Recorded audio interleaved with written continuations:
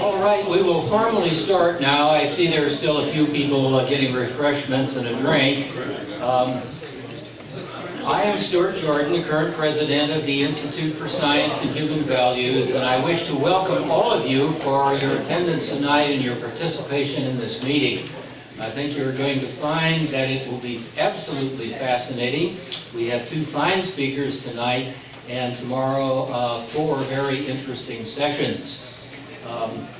I think most of you know that the Institute for Science and Human Values is a relatively new kid on the block of free thought organizations. We're approximately 4 years old. I would like to especially thank 3 of the people in our organization who have played a major role in making this meeting possible. The primary organizer, whom you are going to hear from in a moment, Nathan Bupp, who is our Director of Communications and Outreach, and Tony Van Pelt, who is just wonderful for making logistical arrangements, and Peggy Brown, who is a board member and has just been so fine in supporting us in many, many different ways. I'm not going to give a talk tonight. You're going to hear from some really first-rate speakers, and so without further ado, you'll hear from me again at lunch tomorrow. I would like to introduce Nathan Bupp, who in turn will be introducing our speakers. Nathan?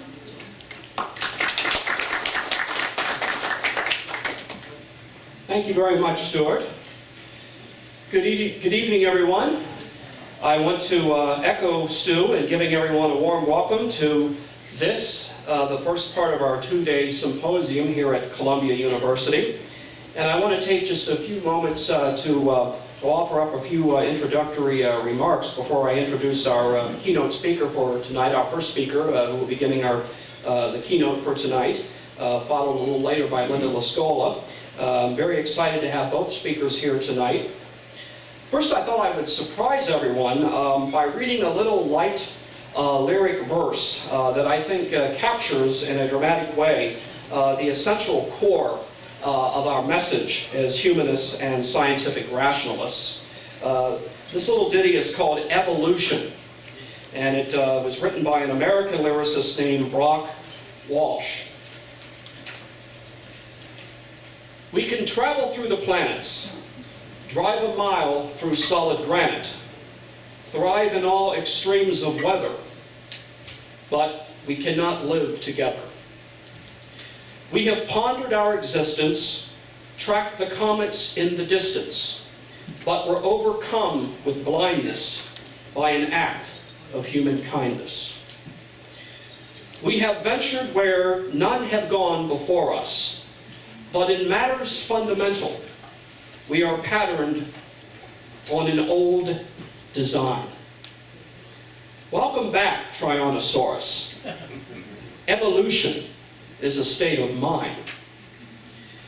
We have filled the halls of science with the bones of mighty giants. They've all been there for generations, buried under our foundations. It's a page right out of history. Everything is still a mystery, all except for one distinction. We can stop our own extinction. We have set ourselves apart from all that's gone before us, but in matters fundamental, we are victims of an old design. Here's your chance, Tyrannosaurus. Maybe we can get it right this time. As I'm sure everyone knows, Stuart's mentioned it, this symposium has been organized and sponsored by the Institute for Science and Human Values, and I think most of you also know ISHV, as we go by, ISHV, was founded by the late secular humanist visionary Paul Kurtz. We lost Paul recently on October 20th of last year, just 2 months shy of his 87th birthday. And I think I can speak for all of my colleagues in saying that there isn't a day that goes by that we don't miss his formidable energy, drive, enthusiasm, and encouragement. Still, Paul knew that he was passing the torch on to his colleagues, many of them much younger than him. And I think we are all collectively proud to take up that torch from him and carry on courageously. We all hope that we can fulfill his great expectations of us. Now, the general theme of this event was conceived by Paul. In fact, overseeing the general planning and organization of this symposium was the last major project being undertaken by Paul before his death. It was something I worked very close with him on, and we are saddened by the fact that he didn't live long enough to attend this event, as he was really looking forward to it. Columbia, as many of you may know, is his alma mater. He considered it his intellectual home, and many times told us that the happiest years of his life were the ones spent here on the Columbia's campus in the philosophy department. He was especially pleased with the preeminent cast of speakers we have secured for this gathering and the scope of the topics that will be addressed over the next 2 days. So though there is a great sadness in knowing that Paul is not with us this weekend, I'm very happy to announce that the entire symposium is being dedicated to his memory and the vital importance of continuing to further his vision in culture and society. Tonight we are launching Paul's final manuscript entitled The Turbulent Universe here at the event. And happy to say that there are copies on sale in the back, which we will be selling a little later on after the 2 talks wrap up this evening. I'm also delighted to acknowledge the fact that we are lucky to have Paul's son, Jonathan Kurtz, in the audience with us tonight, and also happy to let everyone know that Jonathan has assumed chairmanship of the Institute for Science and Human Values. The range of topics that will be examined at this symposium represent a good cross-section of the major issues that occupied high importance in Paul's mind for the last several years of his professional life. These are all issues that should be at the forefront of concern for all thinking people worldwide. Believing that secular humanism is the best philosophical expression of the scientific worldview, Paul was steadfast to the end in his conviction that humanism remains more relevant today than ever before. Paul reminded us in Humanist Manifesto 2 that no deity will save us, we must save ourselves. Never before have greater levels of responsibility been demanded of us as citizens and stewards of civilization. So that is the essential thrust of our 2-day symposium, and we are very happy to have you here with us participating in these talks. Now to introduce our special keynote speaker for tonight. I mentioned torchbearers earlier. Dr. Philip Kitcher has been playing a vital role in carrying the torch for science, democracy, and pragmatic naturalism in our contemporary world for quite some time now, both in the academic world and in the agora out there in the marketplace of ideas. One reads his book reviews and op-eds in the New York Times, the New Republic, and many other leading organs of dissemination in the intellectual world. Philip is the John Dewey Professor of Philosophy here at Columbia University and past president of the American Philosophical Association. He is the author of many books, including most recently The Ethical Project, which was published by Harvard University Press, Science and Democracy, Science in a Democratic Society, published by Prometheus Books, and also recently a collection of his essays Preludes to Pragmatism, which was published by Oxford University Press. You get around. He has also just recently, over the past month, delivered the Distinguished Terry Lectures at Yale University on the topic of secular humanism, and tonight he plans to give us somewhat of a capsule version of those talks. It is my great honor and pleasure to introduce to you Dr. Philip Kitcher.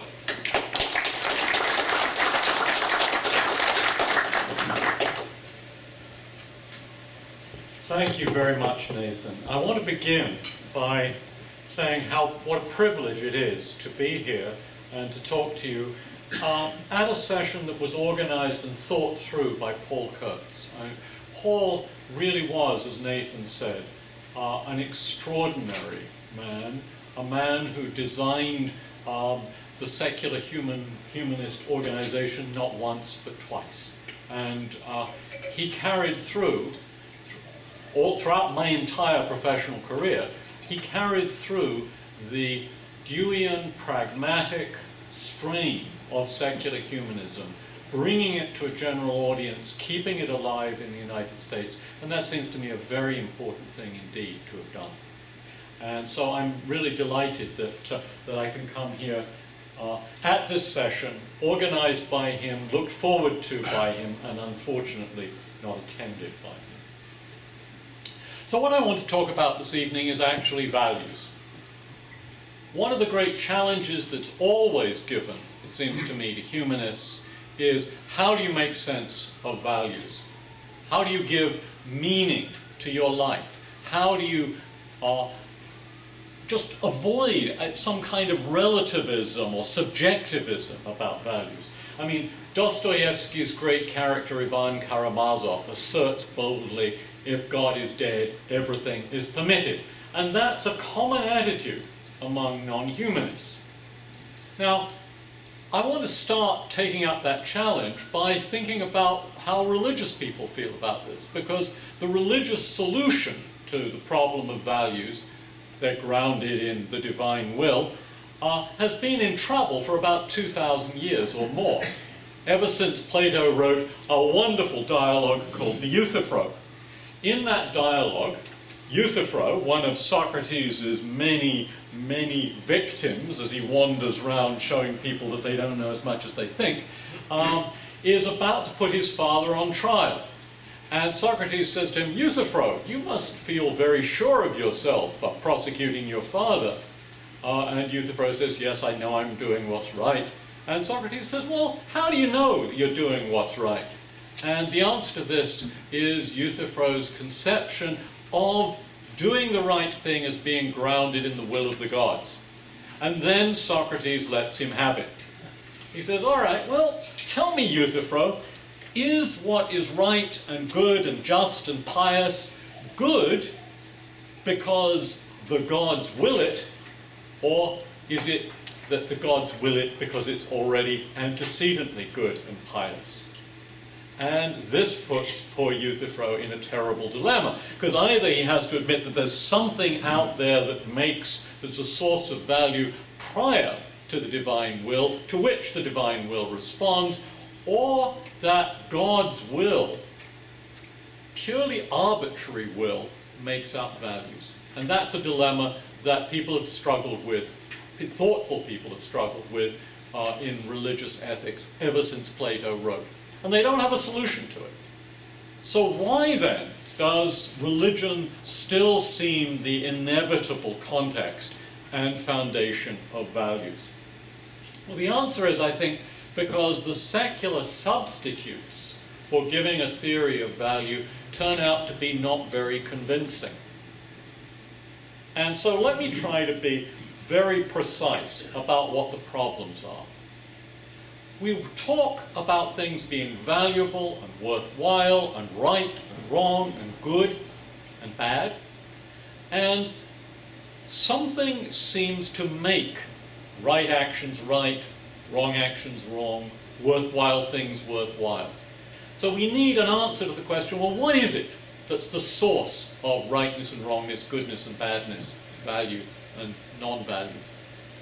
And then we need to know also how people figure this out.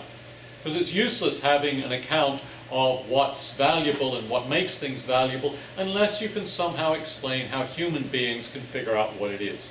And the difficulty arises in fitting those two things together. And philosophers, like religious people, have labored and striven and tried very, very hard over the centuries to find compelling answers to these two questions. And it seems to me they failed, which is what accounts for the perseverance of the rather simple and straightforward religious solution, its popularity with so many people, and therefore to the question, well, how do you humanists account for this? So what I want to do this evening is give an account of values that will answer those questions. And I'm going to take a completely different approach from that taken by most of my philosophical colleagues, not all. There is a hero who will keep coming back throughout the talk. And I'm going to sum up my view originally with a slogan. We make values. We human beings make values. But we don't do it arbitrarily. And there are three elements to this. First of all, values are not discovered but invented. They're not invented by individuals, they're invented collectively. And third, those inventions aren't arbitrary. They respond to something about the human predicament. So what I want to do is try to explain those three aspects. And in doing so, and here comes my hero, I want to articulate Dewey's slogan that appears in his textbook on ethics that he wrote with James Tufts, when he says, morals grow out of the conditions of human life. Okay, so now I'm going to invite you to consider your own ethical lives. You, all human beings, are heirs of a project in which human beings have been engaged for tens of thousands of years. I call this the ethical project. It's decisively transformed the way we live. In the little lyric that Nathan just read, there was a line about not living well together. And that actually seems to me the start of it. You see, I think like other related animals, other primates, other great apes, human beings have a tendency to be social. We want to live together. There's been interesting neuroscientific research on this, about the drives that bring us to live together. But we're not very good at it. And when you look at our evolutionary cousins, the chimps and the bonobos, you see that they can do it, but they can't do it very well. Now, our ancestors in the Paleolithic lived in societies much like those of chimps and bonobos. Not very big, could be the size of the people in this room tonight, although the age distribution would be a bit different. But unlike many primate societies, there's a lot of mixing by age and sex. Many primates solve their social problems by limiting the number of males who are around to cause trouble, or simply having a couple of senior organisms and their offspring. That's one way of doing it. But like the chimps and like the bonobos, our hominid ancestors were able to live in groups that were mixed by age and sex.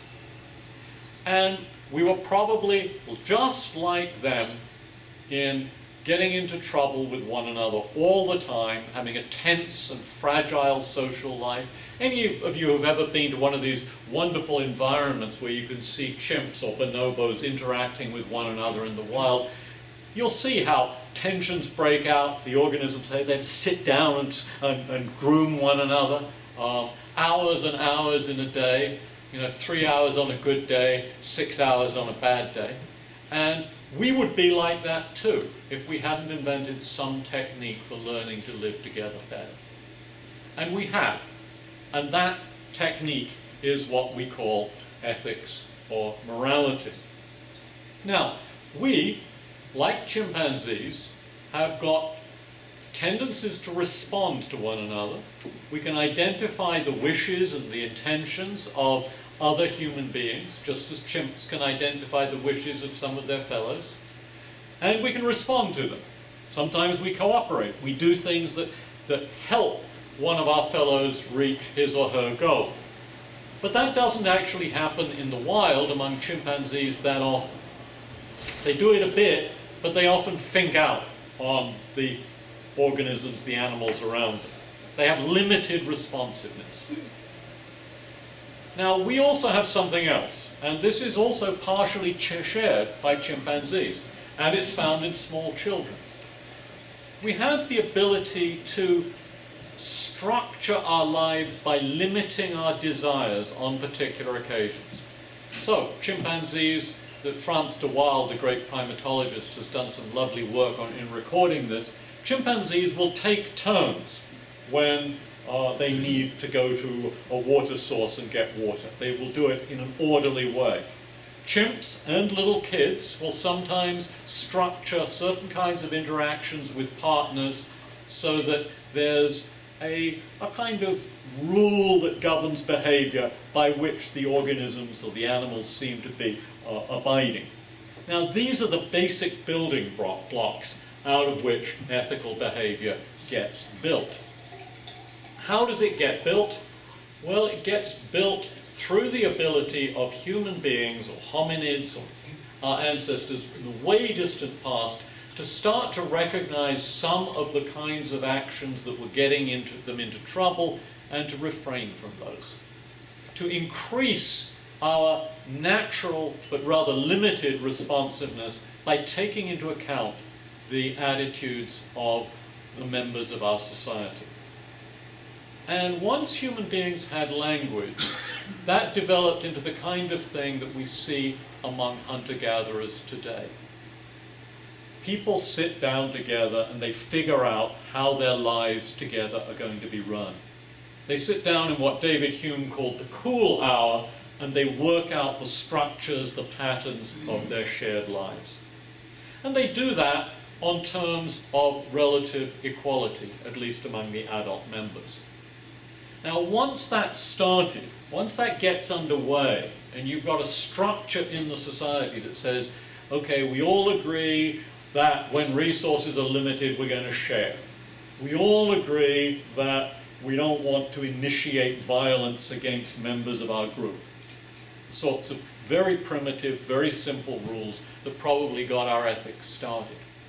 Once that starts to happen, then you get a new kind of process that happens in human evolution, a cultural selection of these things. And that's what our ethical life comes from. Our ethical life is something that has come up from many, many, many generations of experimentation in ways of living together. And we've inherited some of the successful stuff, but we've also inherited a lot of other stuff. And along the way, human life has gotten transformed. Our distant ancestors lived in much smaller groups. Somewhere in the late Paleolithic, we learned to live in larger groups. By 8,000 years ago, we were living in the first cities, about 1,000 people or more together. That's a huge increase in group size. For most of human history, people have lived in groups of 30 to about 100. But in the last 8,000 years or so, we've lived in larger groups. We've had, probably for a much longer time, division of labor. That is, division of tasks among members of the group. We've had roles and institutions. We've had also something which I think is uniquely human and is clearly visible by the time we have the first written documents. Namely, the thought that in partnerships where you cooperate with somebody on a continued basis, you start to be interested not just in the outcome, but in the way it's achieved. So, for example, if Nathan and I are interacting with one another on a daily basis to achieve common goals, it matters to us not only that we achieve those goals, but also that each of us responds to the other. Each of us tries to figure out what the other is doing and wanting and intending and respond to that. And that gives rise to central ideas that are at the bottom of human relationships. So what the good stuff has happened to human beings out of this project? But I want to talk about a couple of things that have been distorted by the development of the project. One is a general erosion of equality that comes in once you start getting, I think, domesticated animals and differentiation in ownership of those animals. Private property invested in livestock. That changes things, and it changes the ways in which roles get developed and institutions get developed. It's, I think, commonplace among anthropologists that most of human history is dominated by a carefully maintained, artificially maintained condition of relative equality. But since the Neolithic, probably about 10 to 15,000 years ago, that equality has been, as it were, eroded. It's given way to much more stratified societies. So that's one thing that has changed in the development of the ethical project. And there's another. Almost all societies of which we know have not only invented religion, they've invented a particular role for their religion. And that role is a very clever device for enforcing compliance to the rules of the group when other group members are absent. That's okay. Imagine we all go out and we do our various tasks, we hunt and we gather, we go and find resources, we go and find water, we go and find shelter. We're often out of sight of one another. When I'm away from all of you, who's to keep me on track? Well, here's an idea. Invent a being, or if there's a being you already think exists, give that being a new property. That being can look on and inspect all members of the group, even when other human beings aren't watching. Call this being the transcendent policeman. Okay? Often seen as in the sky, many ethnographies record the idea of the watcher being up there, looking down and enforcing.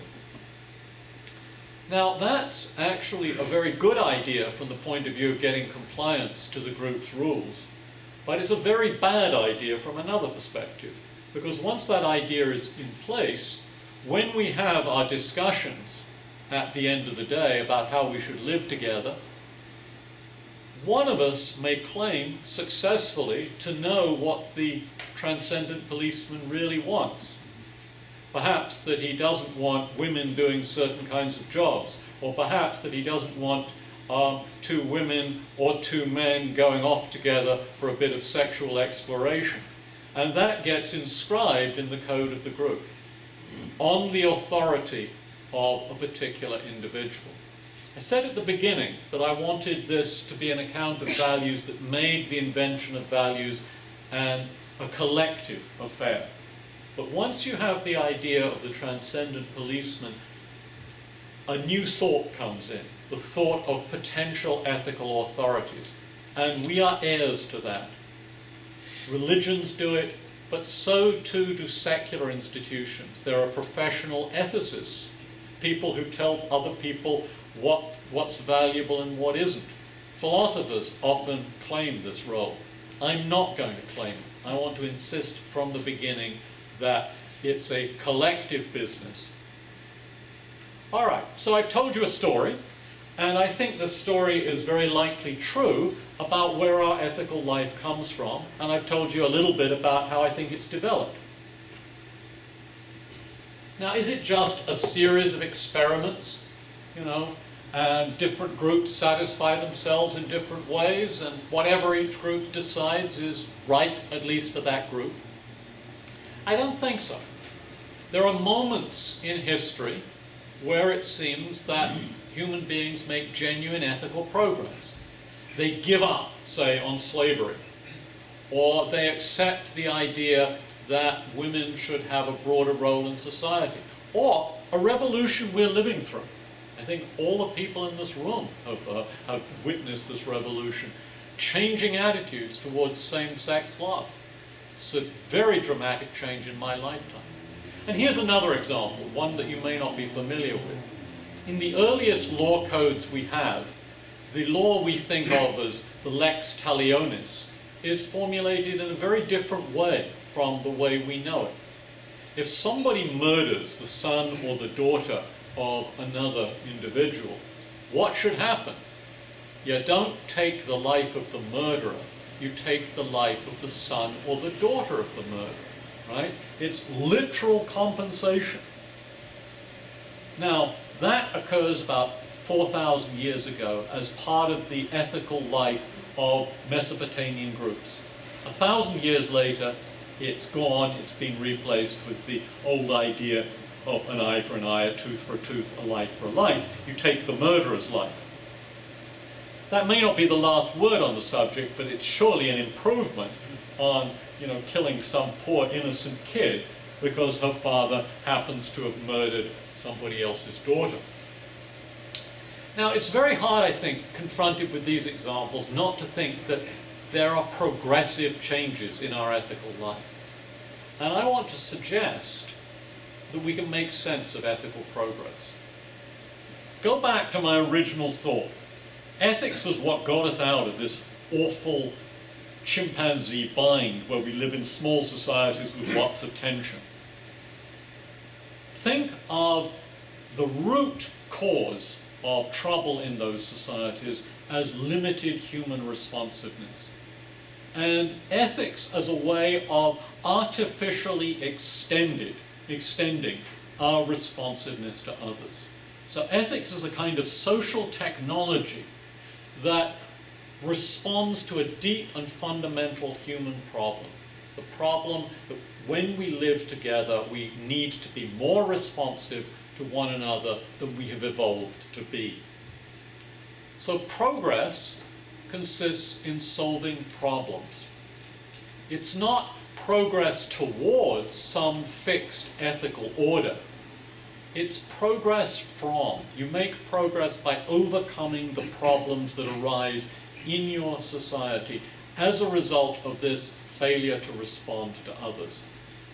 Dewey, my hero again, thinks of ethics as permanently unfinished, and so do I. It's not marching towards some fixed and final goal, any more than transportation technology is marching towards some ideal system of transportation that we will someday realize if we're lucky. No, you make progress by continuing to resolve problems. Ethical truth is what you get along the way. So let me give you an answer, an example of what I think of as ethical truth. So I think there is a generalization, very rough, but a true generalization that tells us that we ought to tell the truth to one another. Why is that a progressive move when we introduce that idea into our ethical life? Because when we depend on one another for information, we are beings who require information from others, and we respond to one another by giving them sincere and truthful reports. To fail to give sincere and truthful reports is typically, almost always, although not exactly always, to fail to respond to your interlocutor. There are cases, though, when you should fail to respond. If the person who asked you the question is going to use the knowledge for some awful and nefarious purpose, if that person himself is going to fail to respond to the needs of many others, then you should refuse the information. Or if giving the information would be terribly destructive to the person, you should refuse the information. So responsiveness is, as it were, the root of this, and it gives rise to the idea that honesty should be the default policy. And it seems to me that as long as human life persists, we are going to need to talk to one another. And therefore, as long as we continue to make ethical progress, we are going to need this sort of maxim. So I want to suggest to you that ethical truth isn't, as it were, ordained in advance. It's what you get when you make ethical progress, when you solve ethical problems. In William James's language, truth happens to an idea. Truth is what emerges as stable, progressive elements of human ethical life. And so the challenge for all of us today is to figure out not only how our ethical project is, but how it should continue. And I think when we look back at history, including the history of the episode I alluded to, the liberalization of attitudes on same-sex relations, we can see that typically ethical progress is made by accident. It's really revealing if you go back and you look at the New York Times reports on the Stonewall resistance. Yet those early reports in the New York Times suggest that a bunch of perverts and deviants stood up against the legitimate authority of the police. 3 or 4 years later, the Times was reporting things in very, very different terms. What happened at Stonewall was a bit of consciousness raising. Voices that previously had not been heard got heard for the first time. People came to realize just how multidimensional sexual life was for people who loved others of the same sex. And as that consciousness came into being, attitudes changed. But it changed pretty much as the result of an accident, and pretty much as the result of courage and people saying, I won't take this anymore. Now, Dewey's hope, the humanist hope, I think, is that we can do better than that. That we don't have to wait for the accidents of history before making positive changes in our values. That we can actually learn to think things through, to understand our ethical predicament and our ethical problems, and to understand the places at which we are failing to respond to one another. So I think history can teach us two kinds of things. It can teach us, first of all, the ways in which our ethical life has been distorted by the arbitrary imposition of certain kinds of claims and maxims.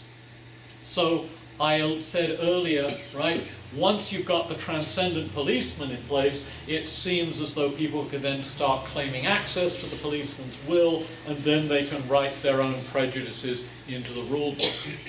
And we can go back and we can observe the ways in which not only religions, but also various kinds of secular philosophies have done that.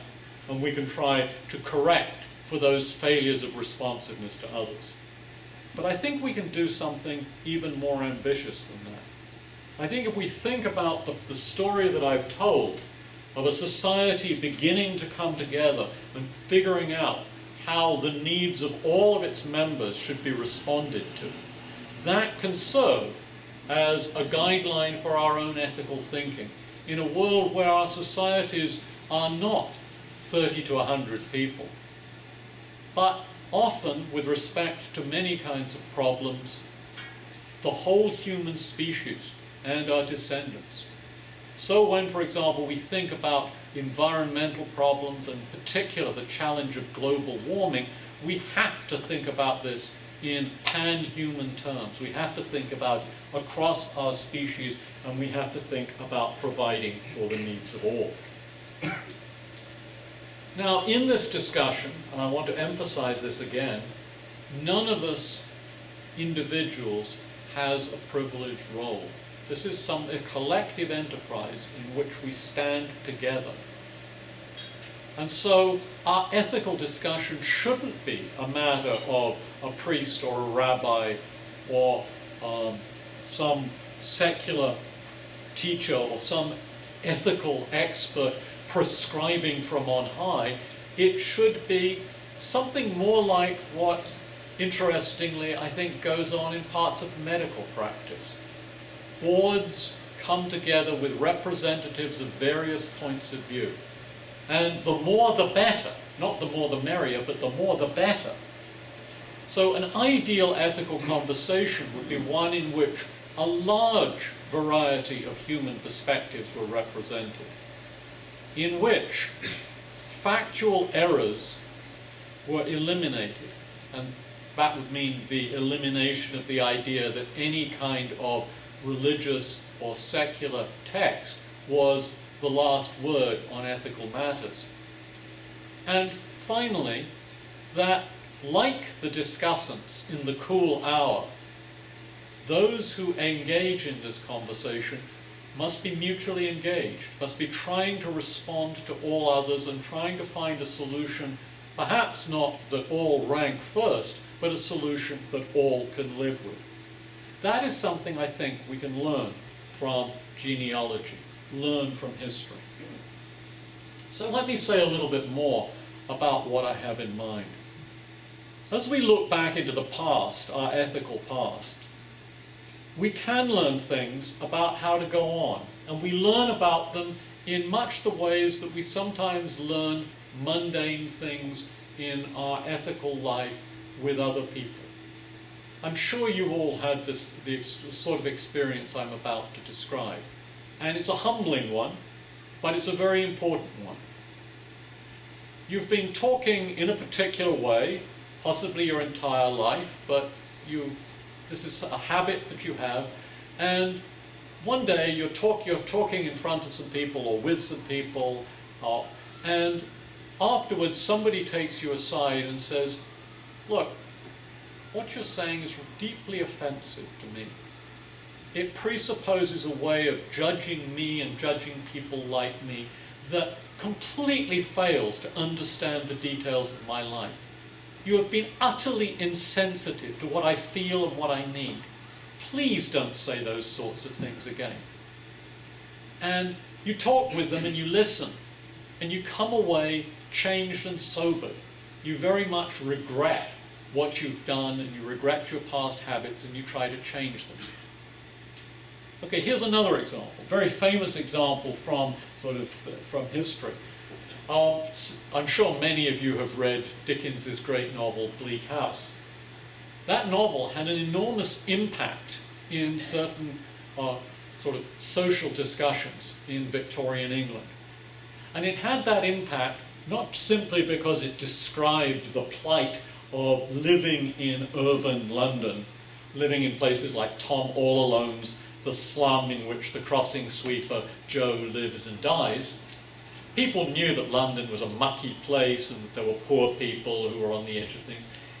What Dickens did so brilliantly in that novel was he kept on bringing back voices that say things like, well, the worthy poor are taken care of, the institutions for the poor are excellent, nobody should be in want in our great and caring society. Many Victorian readers had said things like that. And just as the person, in my little story, you get ashamed when somebody tells you you've said things that are insensitive, they came to reading Dickens to appreciate the fact that they had said things that could now only seem to them completely hollow and meaningless. Now, this kind of learning is often, I think, downplayed by philosophers. Philosophers like to talk about reasons and giving reasons, but reasons are always given within a framework. And the moments of ethical insight seem to me those when, through interacting with other people, or through the vicarious interaction with other people that we sometimes get through great works of drama or literature or film, you come to change your framework. And that's really important. It seems to me that our ethical discussions today need that kind of interaction among many different perspectives, need that kind of mutual engagement so that we change a lot of the framework. And that leads on, it seems to me, to a very simple proposal. And it can only be a proposal because, as I keep saying, this is a collective matter, and any one individual can only propose things for discussion. But the proposal is that our ethical life should be guided by an egalitarian ideal, that all people the world over should have the preconditions and the opportunities for a worthwhile life. And that would demand, I think, a deep reshaping of our economic and social and political institutions. We should not take those for granted. We should not think of the secondary values of growth and GDP as primary values. The primary values arise from the source that got this project started, namely our limited responsiveness to others.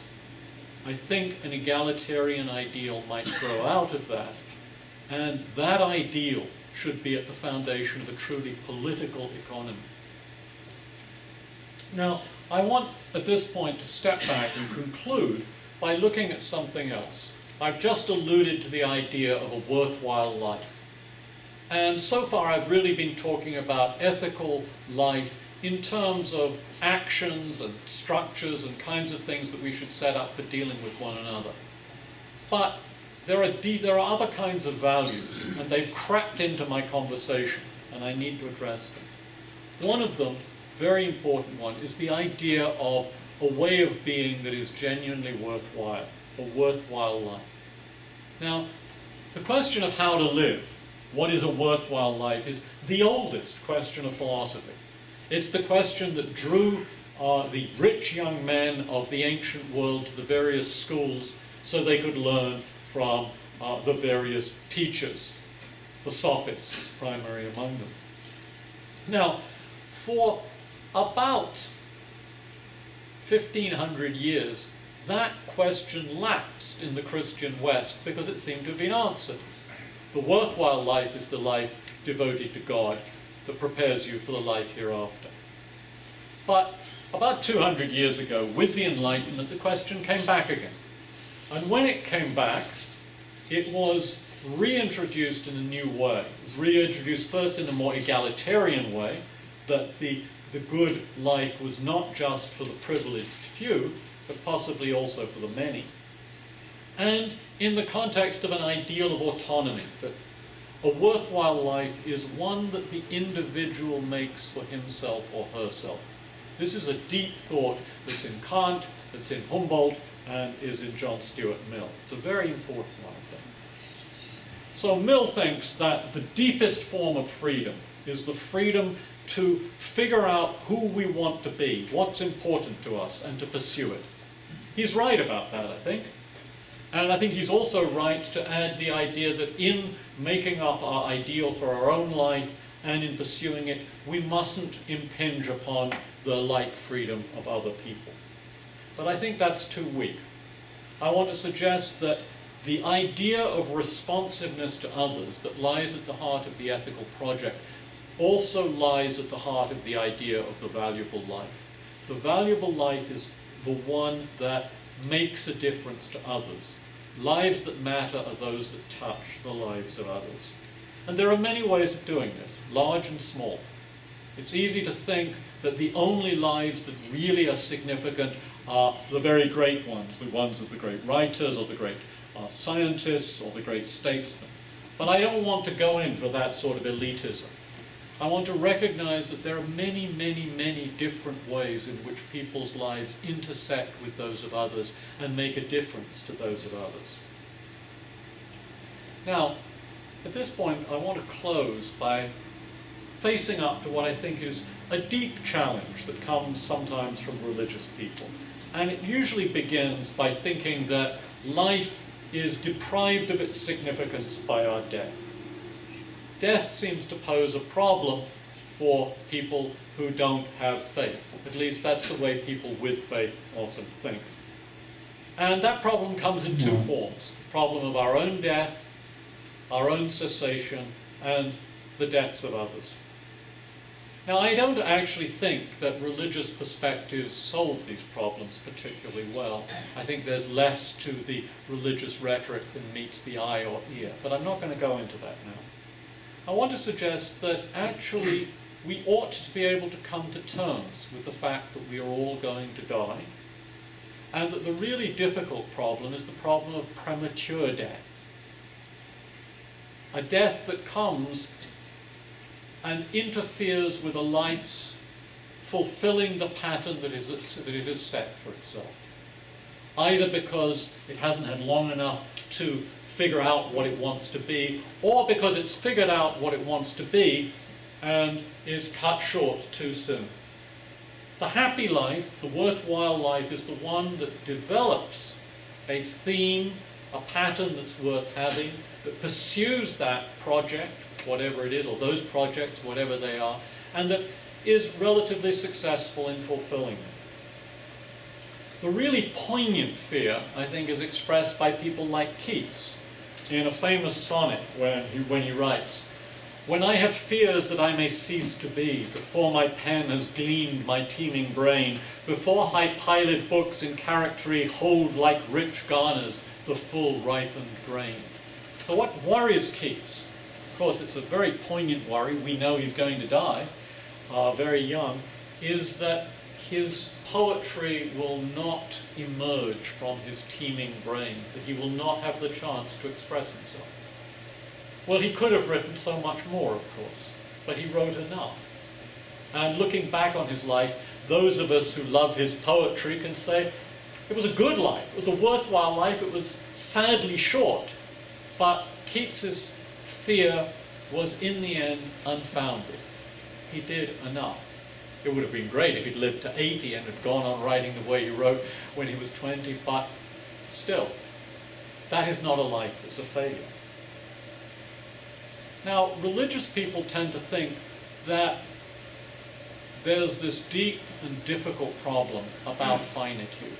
And they think that the sort of account that I've tried to give of values sells values short. They want more. It's too shallow somehow. And so in great religious writers like William James, you find again and again this emphasis on human finitude and on the idea that the finitude of human life will undercut the value of everything that we do. And I want to close by responding to that. So James gives us this really poignant image in the varieties of religious experience. He says, the predicament of humanity is this.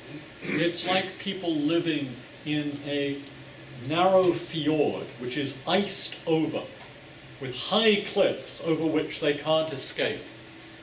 And the ice is slowly melting, and they know that in the end their celebrations, their festivities will all end and they will all be drowned. It's a very powerful image, and images like that inspire not only religious people to talk about the finitude of human life as negating all value, but they also lead to a kind of atheistic pessimism in many thinkers and writers. I want to respond to that by going to another literary source, and it's another novel, and a great one, a 20th century novel, Thomas Mann's Dr. Faustus. In Mann's Dr. Faustus, it's about a composer, Adrian Leverkühn, who may or may not have sold his soul to the devil. But late in the novel, Leverkühn has moved onto a farm with a family by the name of Schweigerstill. And the farm and the farmers actually bear an uncanny resemblance to his own home and his own parents. At this point in the novel, the old farmer, Max Schweigerstill, dies around the same time that Adrian Leverkühn's own father dies back at his home in Bochum. He's too sick at this stage to travel back to his family home, but he does go to the local funeral for the old man, Max Schweigerstill. And he comes back from the ceremony, and he smells the odor of the old man's pipe. That endures, said Adrian, quite a while, perhaps as long as the house stands. It lingers on in Bochum too. The period of our lingering afterwards, perhaps a little shorter or a little longer, that is what is called immortality. It's almost right, I think. I think Mann shouldn't have used the word immortality, but he's pointing to what matters. What matters in Schweigerstill's life is the lingering, the effect which is symbolized by the pipe smoke. But of course it's not just the pipe smoke, it's all that he did. He inherited the farm from his father, he passed it on to his son. He maintained it, he built it. He leaves things behind. And after a while, those things will all be gone. They will be redone anew, the farm will be sold, the descendants will eventually be scattered. That doesn't matter. The point is that what Schweigerstill has done is to touch the lives of others. And that influence radiates out, like the ripples caused when a stone is thrown into a pool. And Mann says that's what's important in human lives, that they have that relation to something larger than themselves. They don't need relation to something infinitely large, but they do need relation to something larger. That, I think, is actually exactly the right answer. So imagine, would it make a difference? This is an absurd fantasy. Schweigerstill's influence on the local agriculture endures as long as the influence of the Homeric epics has endured, right? 2,500 odd years. Does it make any difference? No. Suppose humanity survives forever, and implausibly Schweigerstill's farm and his agricultural life persists and is remembered. Does that make a difference? No. Infinity Eternity isn't the issue here. What matters is that there's a contribution to future generations, not that it endures forever. So I think secular humanism can give an account of values, both ethical values and the values of finite lives, lives that make a difference to other lives. And that in the end, the problem for secular humanism is not so much an intellectual one as a practical one. The challenge for all of us is to learn how to continue this project that has transformed human existence in profitable ways. How to make, for many people, the circumstances under which they can live lives that have this enduring impact on others, that last beyond themselves, that are felt with joy and with genuine satisfaction in the lives of others. That's the challenge.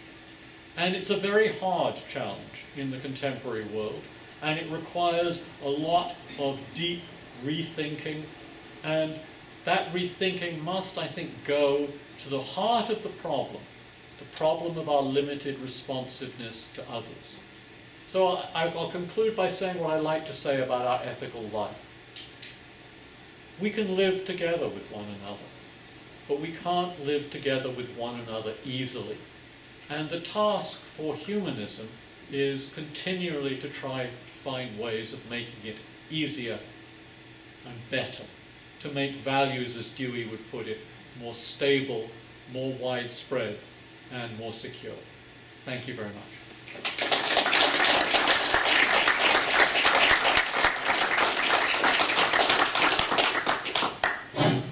I'm going to try to improvise just a little bit here. For all of the sessions tomorrow, we're going to do the strategy we're going to use for the question and answer period is we're going to have cards. We're going to have everyone, anyone that has any questions, to write them on a card. And we're hoping to be able to keep the questions succinct and on point by doing it that way. This evening, though, since we have a little bit of a different format, we're not doing it that way. So what I'm going to do is we have time to engage Philip with perhaps 3 or 4 questions, and then we're going to take about a 10-minute break before we have our next speaker, Linda Lascola, come up. So I'm going to try to see if I can get some chord, get some little play in this chord, and then have people come up. Like I said, we have time for about 3 or 4 questions. Why don't you just have people come up and sit at the table? Sit at the table? Yeah. Well, why didn't, I mean, if you want to ask Well, questions, I guess that could work. I mean, some people might be a little shy. They might not want to do that, but I want to make sure it's mic'd because we're videotaping this for posterity's sake, and it's going to be on the Institute's YouTube channel, so we want to make sure everything is, the sound is picked up with all the questions. So anyone who wants to engage with any questions, why don't you just come on up to the front of the room, and I'll hand you the mic, and we can go from there. Any questions? Any questions or comments? Please, come on up. Can I submit my own verse on the problem of ethics? Submit your own verse. Is it short? Several lines, very short. Okay, please, come on up. Okay. At distant cosmic juncture, the last survivors of World War III disaster held their first extraterrestrial meeting. There was only one subject to discuss. Life on this planet failed. But why? The final verdict simple was. It was our intrinsic, militaristic stance that all of us denied until the final day has come. I'm finished. Okay, thank you. Anyone for questions? We need you to please come up to the front here and speak into the mic, because we do want to capture this for the video.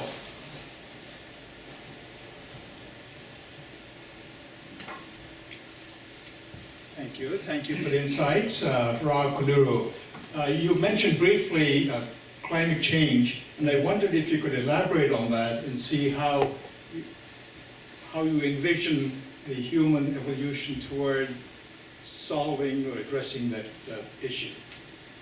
Yeah, I mean, I think that thinking about climate change has been far too handicapped by the thought that there are ways of devising a solution within the contemporary economic framework. I mean, many developing countries are going to want to say, look, you've had your chance to do to industrialize, to become highly competitive economically under these conditions. We deserve the chance to catch up.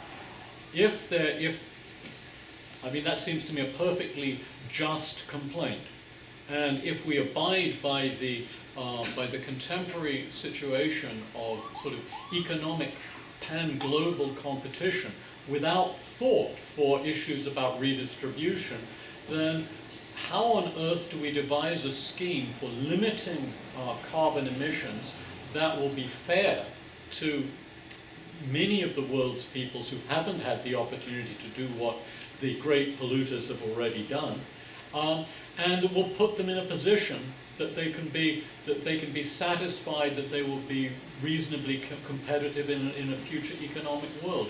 It seems to me that this issue is one that requires a very great deal of rethinking of our obligations to one another and a very great reshaping of our economic institutions. I do not see that people in many parts of the world should be content to come out of whatever policies that are put into place to control carbon emissions with the thought that they will continue to be racing to catch up in an economic competition. I mean, this just seems to me considerations of pan-human fairness. We know it to our descendants to limit these emissions. I mean, if we don't limit the emissions, the consequences of them are likely to be appalling, I think. And if we eliminate them on the terms that are being proposed at the moment, it's very hard to see how to do that in a way that's globally fair. May I just continue that? Sure. But do come up so you can... Oh, okay. Just a sentence. Yeah. So, am I right in inferring that you, so far, all these Earth summits have not really, year after year we had those and have not made much progress? Is that your contention? At the moment, it seems to me that things are actually getting worse, that nations that were really quite committed to trying to find a solution to this are backing away from it. They're backing away in part because it's very, very difficult to persuade certain countries to subscribe to an agreement that will genuinely solve the problem. And you know, they are being asked to make huge sacrifices on the, while other countries are enjoying the benefits that they've gotten out of causing the problem that has now arisen. This is an awfully hard ethical problem, and we ought to be dealing with it far more seriously and systematically than we have yet done. And it seems to me a prime example of the need for a global ethical conversation. I mean, the thought has been, and this has been reasonably true through much of modern history, that one could perhaps have satisfactory society-wide ethical conversations where societies were communities or at most of the size of individual nations. But I think with respect to certain kinds of problems, that's a myth, because we're, in a certain sense, in it all together. Our lives are so causally bound up with one another. And the climate change issue is a dramatic example of that. Thank you. My question goes to a couple particularly intense challenges that I perceive in what you're saying about achieving a social agreement through the conversations you're talking about. One refers to the factual errors that you refer to, which obviously are, if I understand you correctly, are religious beliefs by... They don't exhaust the factual errors, but people who believe that a certain text is divinely inspired and that therefore... Right, so you know, that's one example of how do we achieve agreement where their views are sort of described in that way, And there's another group that I think is in the same category, which maybe is summarized by the exchange in, I think, Plato's Gorgias between Callicles and Socrates, in which Callicles says the strong individual will take what he or she wants from the weak. Socrates responds by saying the collective is stronger than the individual. How can there be agreement from the Callicles of the world to something that involves the rest of society? Yeah. Okay, that's a very good question. I mean, the truth of the matter is that in many societies, as Hobbes already saw quite clearly, the strongest member is not at a particular advantage because there isn't a technology for that strongest individual to dominate groups of others. So Hobbes says in Leviathan, there is none so strong that he may not be defeated by a confederation of others. Now, with the advent of certain kinds of technology, partly physical, partly social, that changes, and that really does pose problems. So let me now address both parts of your question by saying that what I have said today is to talk about things at an ethical level. Then there's the political task of implementing this, and you rightly see that there are two huge challenges.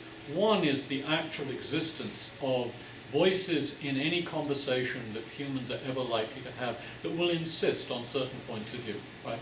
This is truth, this is ethical truth, it is not to be abrogated. How do you know that that's ethical truth? Because this book says it, and this book is the Word of God, right? And that's a conversation stopper. Now how do you move beyond that?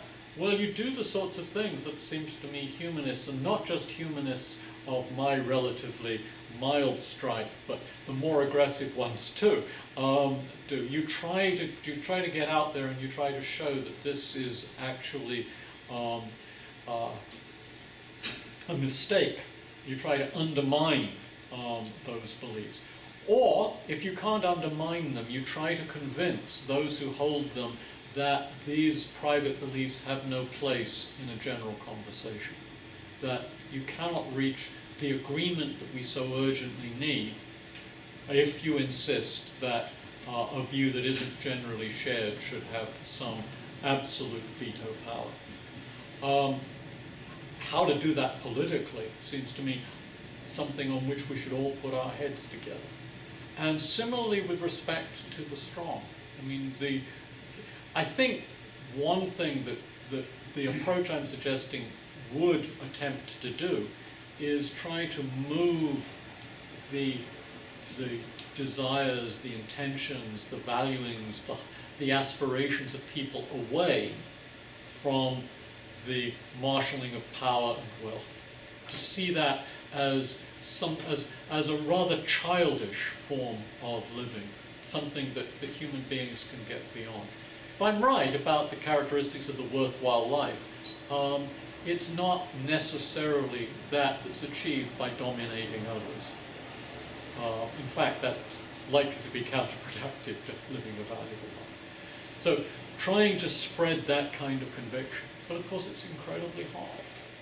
Our ancestors managed to do it on a small scale, and we've been struggling to try to scale up ever since. And I can't offer you a recipe for scaling up. I can identify the problem. Okay, we have time for maybe one or two more short questions. Anyone? Please, come on up. Please come on up.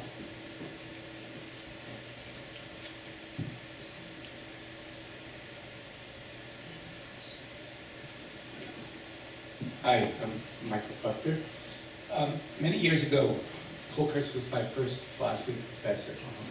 And over the decades, when he developed the praxiphy and these other ideas, what I'm linking into is your ripple concept. Yeah. So I have a 10-year-old in my current life who, as he turns being a fourth grader, asked me the other night, Dad, in astronomy class, I've got to learn that the sun is going to die. and that the universe is going to be extinguished. And so we talked about astronomy at the university, but, and I mean, this is not well thought out, since this is up, but I'm thinking of your ripple, and I'm thinking of people who become Buddhists who were originally, Catholic, and people who become, Scientologists like Tom Cruise who were originally Catholic.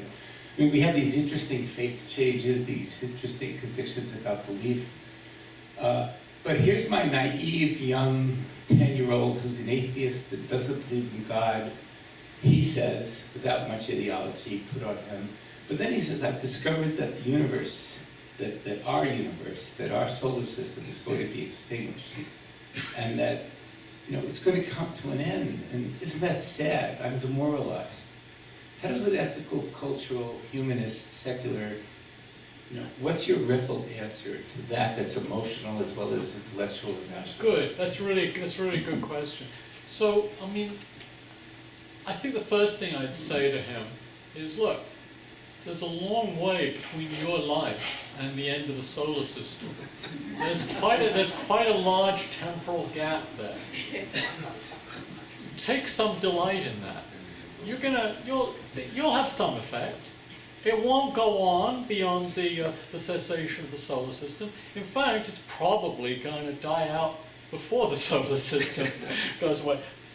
But, think about and I would then use examples, small and great, examples of the way in which your parents and grandparents have lived on in your life, and examples of great people who have really changed things, and whose ideas or thoughts or things that they've done have endured for centuries. And say, look, you may be like my grandfather, who still has an effect on me a couple of generations later and still has made a huge difference to the way I live.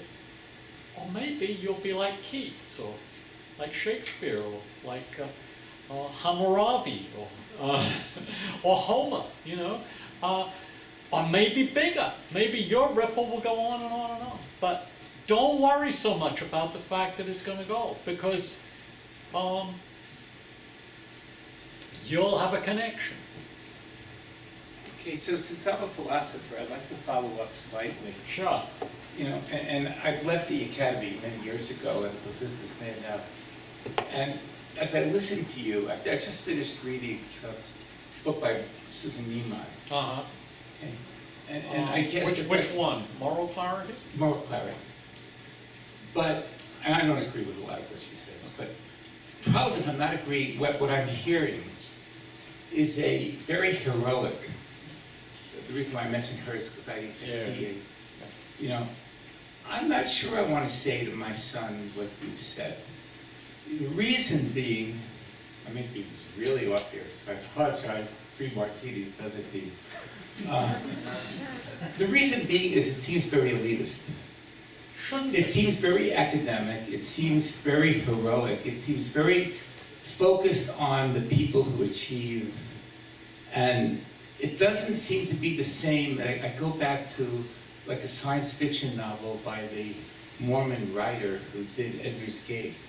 Many years ago, he fell in love with a novel where the empress in this novel uses a toothbrush and then learns humility by learning how to spend many hours cleaning the floor of her palace. And what I'm getting at is, I think the ethical humanist, secular humanist answer can't focus on the idea of the heroic ripples that you'll be a Keats or a Shelley or an Einstein. No, I mean that's specifically why I did the farmer. I mean it's the farmer, that the farmer is the paradigm. That's why I said to you, start with your grandfather. I mean, maybe your grandfather's very famous, so I chose wrong. But look, take my mother. I mean, I'm I was her only son. Not many relations. We're a family, interestingly enough, that had lots of people 2 generations ago, but you know, the First World War did a lot for that. And the result is that she's not present in a lot of people's lives, but she's in my life, and although I never met her, her influence is felt in the lives of my children. And she was not a rich person or an educated person. She left school at 14, but her influence is felt, and it's important. And people who touch others in all sorts of ways, by building a community or building something in a community, or simply by the example they set to their children, live on. It's not immortality. That's wrong. Man was wrong about that. But they live on, and that living on is worth it. I mean, the tragedy of all of this is it seems to me, not so much that you know, ordinary people can't live worthwhile lives. I think they can, but that so many ordinary people don't live worthwhile lives because they are deprived from very early on in their lives of all sorts of choices. Think of all the people who are forced into roles and told that they must live up to a certain kind of pattern. They lack that autonomy. Or people whose lives just go badly awry. They get their efforts to realize what they want are thwarted, and they fail. That's terribly sad, and that's the practical problem. So I don't think there's an intellectual problem for your son. I don't think there's an emotional problem for you in conveying it to him. It ought to be done by starting with ordinary people and saying, well, you know, and some people, a very, very few, have lives that endure longer. But it doesn't matter. The lives of those whose influence is felt just across a generation or two are still worthwhile. Those are still wonderful things to have been and lived. So that's what I would say. I mean, and the very thing I want to oppose in the tradition of thinking about the valuable life is elitism. It seems to me that the sin of philosophical thinking about the good life. I mean, in the ancient world, it's very clear. It's only for the aristocrats. It's only for the men. But in the modern world, there is a tendency, and you caught this. You were wrong to accuse me of it, but you caught it, which is the tendency to make this something. The valuable life has to be something very grand. I don't think it does at all. And when I think about valuable lives, I think about my mother. So you do too.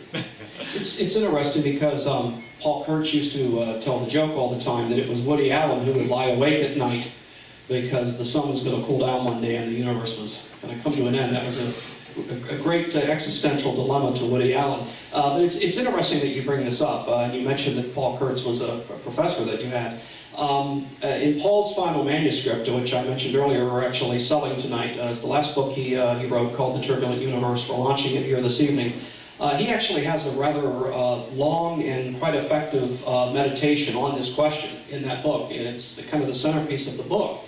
And I think his response is really very thoughtful, and I know that some of the people that have read earlier versions of the manuscript, they said that that was actually some of the most powerful writing that Paul had ever done on this very question of, you know, what is the meaning of life when we really step back and we realize that at some point, you know, humanity may disappear from the planet, the universe may even cease to exist. So it's pretty powerful.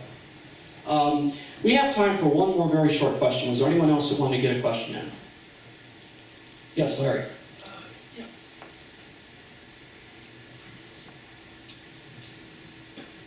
I tell my students that you have pushed Dewey even further in terms of the genetic analysis of ethics that he was so famous for.